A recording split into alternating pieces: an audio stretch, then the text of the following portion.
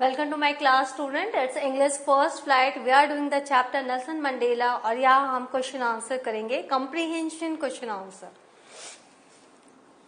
Now question 1, where did the ceremonies take place? कहाँ पर वो सेरेमनी हुई थी, inauguration ceremony? Can you name any public building in India that are made of sandstone? क्या आपको पता है इंडिया में कोई एक पब्लिक प्लेस जो कि सैंडस्टोन से बना है? The ceremonies took place in the sandstone amphitheater formed by the Union Buildings in Pretoria. तो वो सेरेमनी कहाँ पर हुई थी? वो सैंडस्टोन से बने हुए एम्फीथिएटर में हुई थी, जो कि प्रिटोरिया के यूनियन बिल्डिंग में यूनियन बिल्डिंग्स वालों ने बनाया था प्रिटोरिया में. इंडिया में क्या कहाँ है? The parliament house in new Delhi, the Rashtrapati Bhavan in New Delhi, the Supreme Court of India in New Delhi and Madras High Court in Chennai are some examples of Indian public buildings that are made of sandstone. तो हमने चार पांच buildings का यहाँ नाम दिया जो sandstone से बना हुआ है.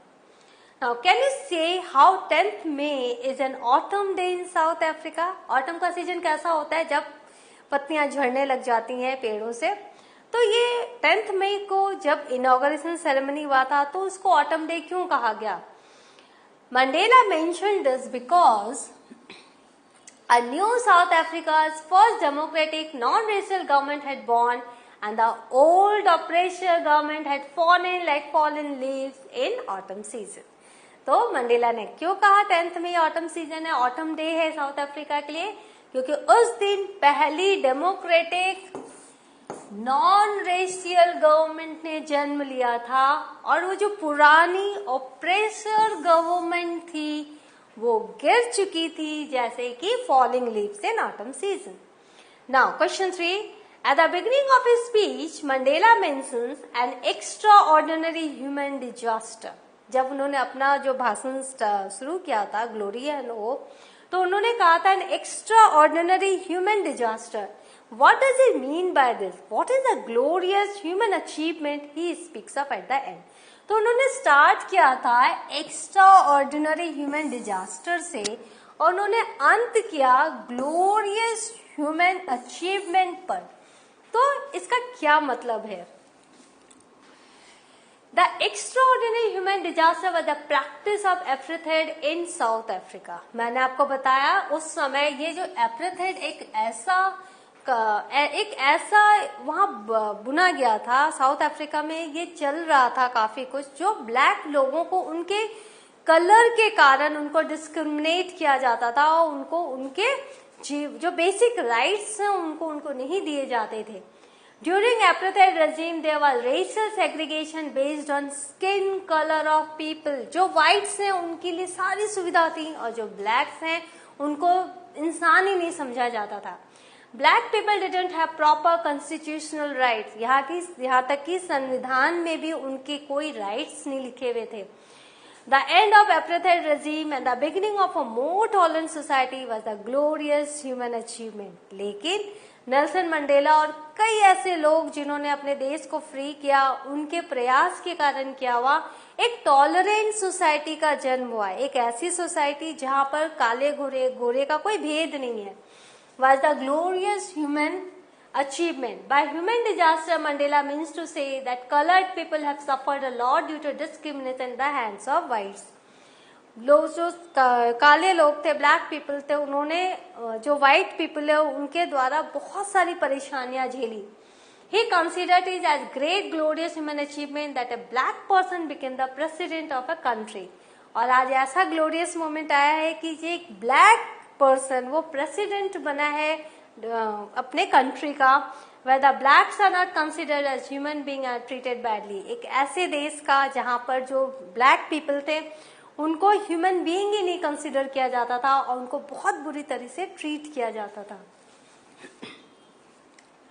What does Mandela thank the international leaders for? तो मंडेला ने इंटरनेशनल लीडर्स को क्यों थैंक किया? During apartheid era, many countries had severe diplomatic ties with South Africa. जब ये apartheid era था, जब लोगों पर इतना अन्याय होता था, तो इंटरनेशनल जो नेशंस थे वो उनको उनकी तकलीफ दूर करने के बजाय उन्होंने उनसे सारे डेमोक्रेटिक टाइज ही खत्म कर दिए थे।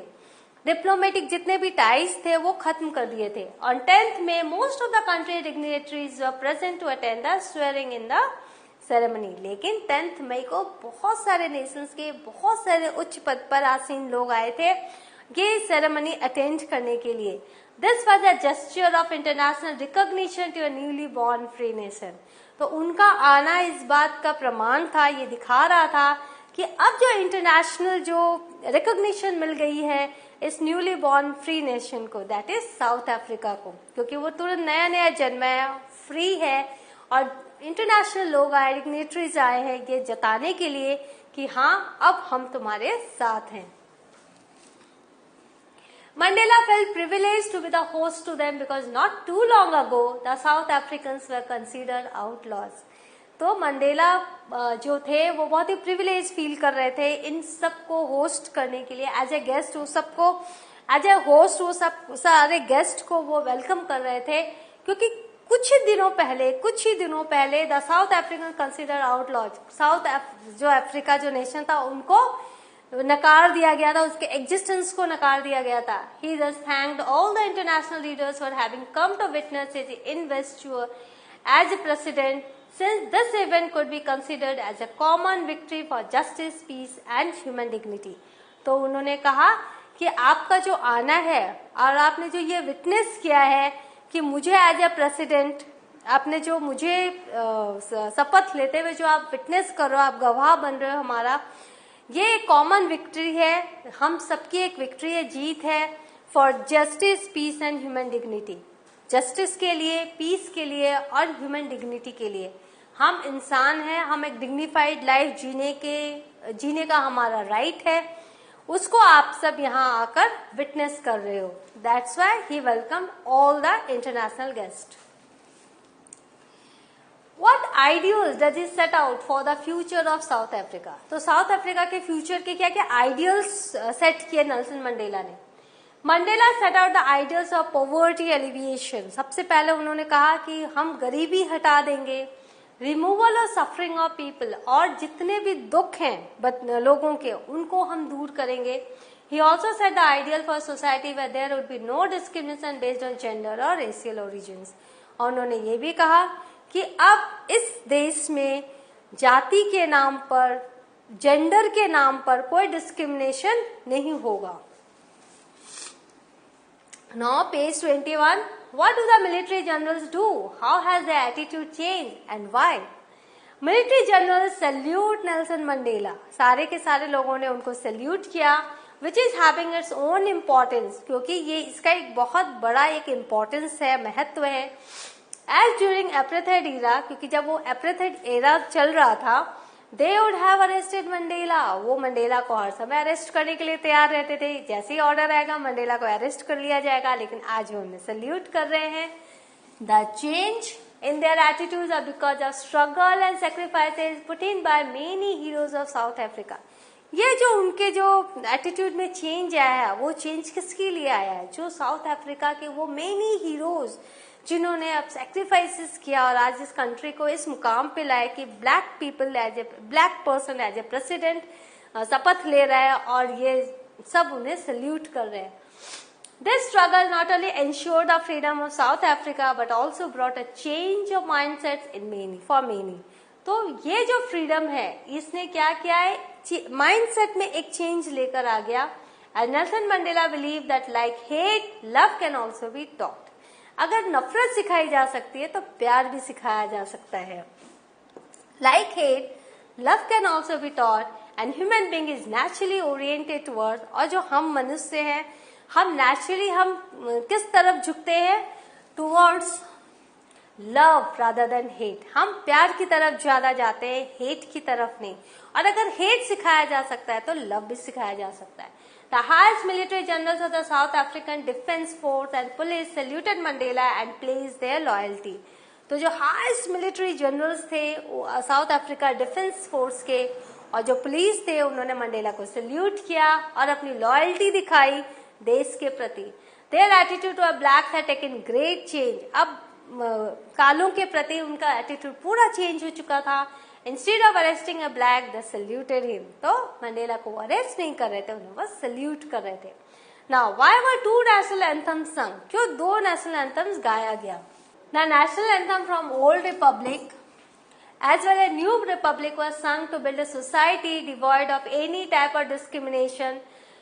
तो अभी क्या हुआ कि ये जो नई सोसाइटी बनी है वहां कोई डिस्क्रिमिनेशन नहीं है, तो जो इसीलिए ओल्ड रिपब्लिक का जो नेशनल एंथम था और जो न्यू रिपब्लिक का जो एंथम नेशनल एंथम था, दोनों को गाया गया to build a society divide any type of discrimination, कि ऐसी एक सोसाइटी बनेगी जहां कोई भी डिस्क्रिमिनेशन नहीं है, कोई भेदभाव नहीं है। So the old republic song was also sung to show solidarity with white people. तो ओल्ड रिपब्लिक जो व्हाइट्स के जो नेशनल एंथम थे उनको क्यों गाया गया? ताकि वो दिखा सके कि अभी हमें भाईचारा है, solidarity with white people, and to show that it will be a truly multicultural society.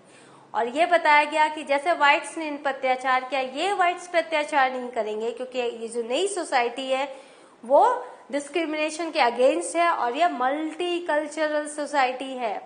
This symbolizes the equality of blacks and whites. और इससे क्या सिंबलाइज किया? दोनों नेशनल एंथम को गाकर उस दिन ये सिद्ध हुआ कि जो साउथ अफ्रीका है वहां पर ब्लैक्स एंड व्हाइट्स दोनों को इक्वालिटी के साथ दोनों को ट्रीट किया जाएगा। How does Mandela describe the system of government in his country in the first decade and in the final decade of the 20th century?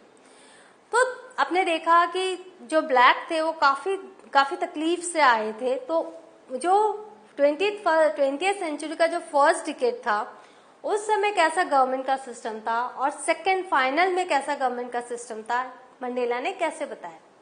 In the first decade after the Anglo-Boer, at the birth of an oppressive regime which created a system of racial discrimination to deprive the black people of human rights। तो क्या था? जो first decade था, जो कि after the एंग्लो-बोयर के बाद जो फर्स्ट डिकेड था, उसमें क्या हुआ? बर्थ हुआ किसका? ऑपरेसिव रेजिम, जो एपार्थाइड एरा था, जिसने एक ऐसा सिस्टम क्रिएट किया जिसमें रेशियल डोमिनेशन, जो व्हाइट्स है वो डोमिनेट करेंगे ब्लैक्स को, to deprive the black people, कि देश के जो काले लोग हैं उनको वंचित रखेंगे इवन बेसिक ह्यूमन राइट्स से। उनके जो बेसिक ह्यूमन राइट्स है, जो शेल्टर, फूड, क्लोथिंग, ये सब जो बेसिक राइट्स है उनको भी वो उनसे वंचित रखेंगे, thus creating the basis of one of the harshest and most inhuman societies the world had ever known।